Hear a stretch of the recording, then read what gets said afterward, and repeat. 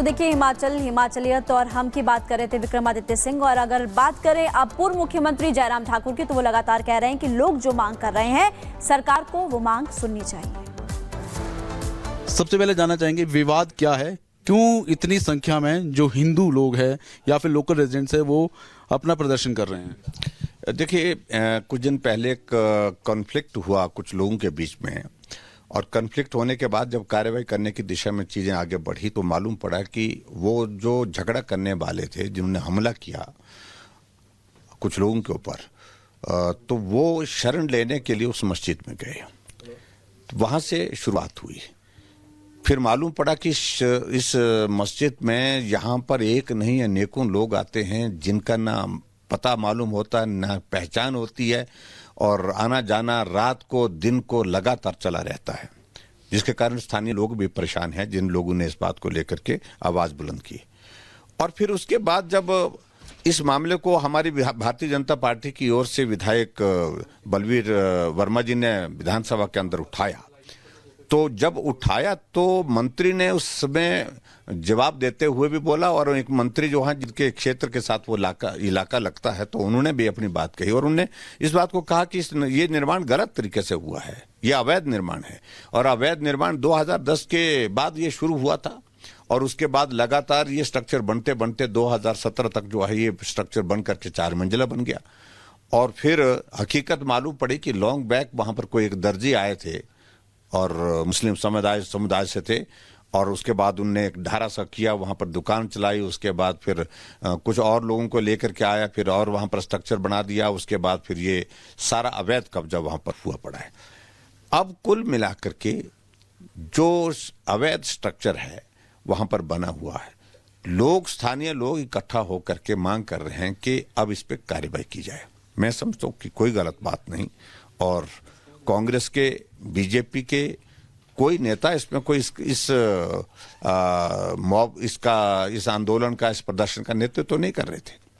स्वतः हिंदू समाज के लोग इकट्ठा होकर के चौक पर, चौराहे पर निकल आए, सड़कों पर निकल आए, और उसके बाद कार्रवाई की मांग कर रहे हैं। मुझे हैरानी इस बात को लेकर के हो रही है कि मुख्यमंत्री अभी तक इस सारी बात को लेकर के गोलमोल करने की कोशिश कर रहे हैं, क्योंकि मुख्यमंत्री जी ने अच्छी तरह से, अगर याद होगा आपको, उन्होंने पहले स्टेटमेंट दी थी कि मैं उस राज्य के यहाँ से मुख्यमंत्री बना हूं जहां 97% हिंदू हैं और हिंदूवादी पार्टी को हरा करके आया हूं। स्वाभाविक रूप से इस प्रकार की बात करने वाला मुख्यमंत्री जब जिस प्रदेश में है, तो वहां कुछ लोगों के हौसले गलत काम करने के लिए बढ़ते हैं, और ये बढ़े हैं। तो नेता प्रतिपक्ष जयराम ठाकुर को आप सुन रहे थे, उनका ये कहना है कि ये लीगल कंस्ट्रक्शन है, सरकार को इस पर कार्रवाई करनी चाहिए और जवाब भी देना चाहिए कि आखिर किसकी लापरवाही के चलते 1 फ्लोर के निर्माण के बाद भी 3 फ्लोर का निर्माण कर लिया गया है, और अब कांग्रेस सरकार को इस पर कदम उठाने चाहिए। वहीं गिरिराज सिंह भी हिमाचल प्रदेश सरकार पर इसको लेकर हमलावर हैं और सरकार से सवाल पूछ रहे हैं। क्या कह रहे हैं सुनिए। सरकार की जमीन पर अवैध तरीके से मस्जिद बना है, लोग उसे कह रहे हैं कि इसको तोड़ो। ये साबित करता है कि देश में 1947 के बंटवारे के बाद 3000 मस्जिदों के बदले 3 लाख से ऊपर मस्जिद बन गए अवैध तरीके से। अवैध तरीके से मस्जिद बने, और वो मस्जिद इबादत का स्थान के साथ साथ कुछ मस्जिदें आतंक के भी स्थान बनते जा रहे हैं।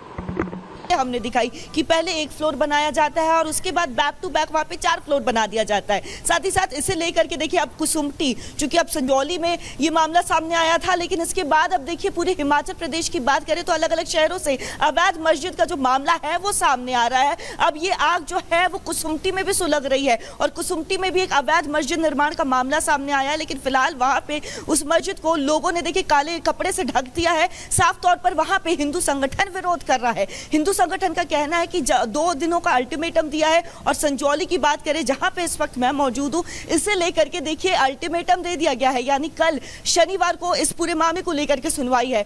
अगर इनका कहना है हिंदू संगठनों का कि अगर ढाया नहीं जाएगा, जो 4 इमारत जो है वो अंदर ही अंदर कंस्ट्रक्शन कर दिया जाता है। पहले तो हम देखिए क्रोनोलॉजी समझाएंगे। उनका कहना है, जो लोगों ने, हमें स्थानीय लोगों ने बताया कि ये क्रोनोलॉजी के हिसाब से चलते हैं। 2019 में जब कोरोना का समय था, उस दौरान अंदर ही अंदर इन्होंने कंस्ट्रक्शन का काम शुरू कर दिया और किसी को पता नहीं लगने दिया। अंदर ही अंदर कंस्ट्रक्शन करके 4 मंजिला इमारत और बढ़ा दी जाती है, यानी पूरी तरह से 5 मंजिला इमारत जो है वो खड़ी कर दी जाती है।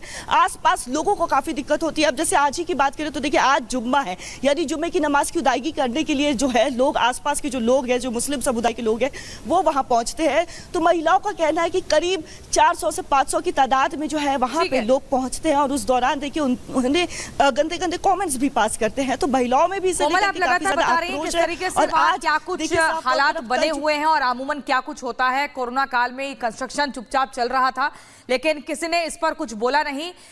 इसकी फंडिंग कहां से हुई है कोमल, इसको लेकर क्या जानकारी? इसको फंडिंग किसने की है? इसके अलावा अब आगे क्या कुछ कदम प्रशासन की तरफ से उठाने के लिए चेतावनी दी गई है? क्या कुछ अल्टीमेटम, कुछ टाइमिंग दी गई है कि आप कर लीजिए, नहीं तो फिर हम कदम उठाएंगे? बिल्कुल, देखिए स्थानीय लोगों से जब हमने बात की, क्योंकि आस पड़ोस के लोग हैं, जो अगर हम मस्जिद का कंस्ट्रक्शन हमने जिस तरह से दिखाया कि एक मस्जिद है लेकिन आस पड़ोस हिंदू बहुल इलाका है, हिंदू रहते हैं उनके पड़ोस में, लेकिन जब उनसे हमने बात की कि आखिर फंडिंग कहाँ से आई और जिस तरह से जब 4 मंजिला इमारत बनाई जा रही थी तो क्या उन्होंने शिकायत की थी, तो प्रशासन को जब वो शिकायत करने चाहते हैं तो प्रशासन की तरफ से कोई सुनवाई नहीं होती है, ये लोकल्स का कहना है। इसके साथ ही देखिए लोकल्स ने हमें दबे आवाज में उन पॉलिटिशियंस के देखिए नाम भी बताए, लेकिन दबे आवाज में बताए कि कुछ ऐसे पॉलिटिशियंस लेंगे इस पूरे मामले पर, क्योंकि लोगों का गुस्सा बढ़ता जा रहा है। कोमल वहां से लगातार तस्वीर भी पहुंचा रही हैं और लोगों से भी बातचीत कर रही हैं। इस बीच स्थानीय लोगों का जब रोष बढ़ा, सड़कों पर इकट्ठे हुए, तो उनका कहना क्या था, मांग क्या थी, सुनिएगा। शिमला के संजौली में अवैध मस्जिद की बिल्डिंग के निर्माण को लेकर लगातार प्रदर्शन है वो हो रहे हैं, जहां पर कल भारी संख्या में हिंदू संगठन और जो लोकल रेजिडेंट्स हैं उन्होंने प्रोटेस्ट किया। वहीं पर देर शाम को शिमला के नज़दीक ही कसुमटी में भी जो लोकल लोग हैं उन्होंने प्रदर्शन किया है। यहाँ पर भी आरोप यही है कि यहाँ पर भी इलीगल तरीके से बिल्डिंग का निर्माण किया जा रहा है, जहाँ पर शरारती जो लोग हैं वो यहाँ पर अनरेस्ट कर रहे हैं। सबसे पहले आपको तस्वीरें दिखा दें, ये वही बिल्डिंग है जिसको बताया जा रहा है कि अवैध तरीके से इसका जो निर्माण है वो किया जा रहा है। और यहाँ पर शुक्रवार के दिन काफ़ी जो शरारती लोग हैं वो यहाँ पर आते हैं, जिसकी वजह से बाज़ार और जो लोकल यहाँ के रेजिडेंट्स हैं उन्हें दिक्कत और परेशानियाँ हो रही है। फिलहाल इस मामले को लेकर कल जब प्रदर्शन किया गया उसके बाद एक ज्ञापन है वो एसडीएम कसुमटी को दिया गया है जांच के लिए कि ये बिल्डिंग क्या है, इलीगल तरीके से बन रही है या फिर इसके क्या कागजात है। तमाम चीज़ों को लेकर है जो कागज़ की जांच पड़ताल है वो की जा रही है। कुछ लोकल रेजिडेंट्स इस वक्त हमारे, तो उन्हीं से बात कर लेते हैं। ये मामला क्या है और यहाँ पर क्यों कल प्रदर्शन किया गया? ये एक विवादग्रस्त प्रॉपर्टी थी।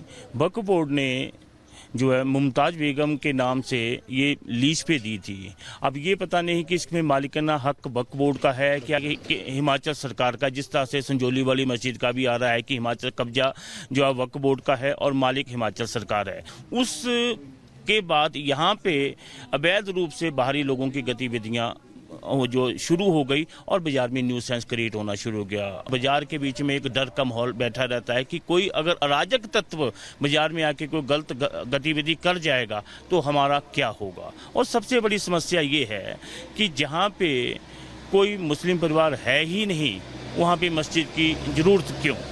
सबसे बड़ा प्रश्न तो ये ही उठता है, क्योंकि वक्फ बोर्ड एक्ट भी ये कहता है कि जहाँ पे लोकल अगर 40 से अधिक परिवार रहते हैं वहाँ पे मस्जिद बनाई जा सकती है, परंतु यहाँ पे एक भी लोकल मुस्लिम परिवार यहाँ पे नहीं है।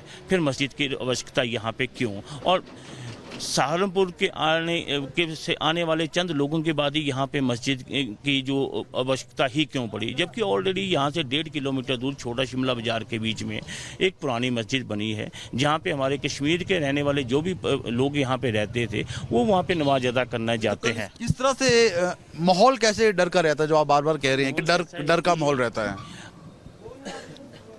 डर का माहौल इस ढंग से है कि यूपी में जिस तरह से क्राइम आए दिन हो रहे हैं और लव जिहाद की घटनाएं हो रही, जैसा कि मंत्री जी ने हमारे जो कुसुम्पटी विधानसभा के विधायक मेयर माननीय मंत्री, उन्होंने विधानसभा के पटल पे कहा कि लव जिहाद की घटनाएं हिमाचल में भी हो रही हैं, ये एक सच्चाई है। किस तरह का माहौल यहाँ पर बना रहता है और कल क्यों यहाँ पर प्रदर्शन किया गया? ये मस्जिद की वजह से प्रदर्शन किया गया। यहाँ पहले कभी मस्जिद नहीं थी, हम लोगों ने कभी देखी ही नहीं इसको, मगर अब ये कुछ लोग आए इसको बना दिया धीरे धीरे, इसलिए इसके प्रदर्शन किया गया था इसको। जो ऊपर जो दुकान थी ये मेरी ही थी। अच्छा, हाँ, किसने दी थी ये? अरिश ने दी थी। अच्छा, नहीं तो यहाँ पर कितने लोग आते हैं? यहाँ पर जब नमाज की जाती है कहाँ से लोग आते हैं? क्या यहाँ पर डर का माहौल बना हुआ है? बिल्कुल बना हुआ है सर जी।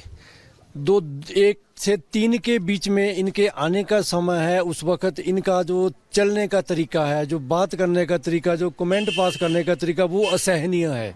इसलिए गुस्सा आता है कि हम प्रशासन से यही मांग करते हैं कि इनको कम से कम यहाँ से आने से रोक दिया जाए। ये एक अवैध ढांचा, कोई इसी तरह का कोई ये धार्मिक स्थान नहीं है। ये देखिए, सवाल बड़ा है कि हिमाचल में कितने अवैध मस्जिद हैं और इसी मस्जिद विवाद को लेकर हमारे संवाददाता ने हिमाचल सरकार में मंत्री विक्रमादित्य सिंह से बात की है। वो बातचीत आपको सुनवाते हैं।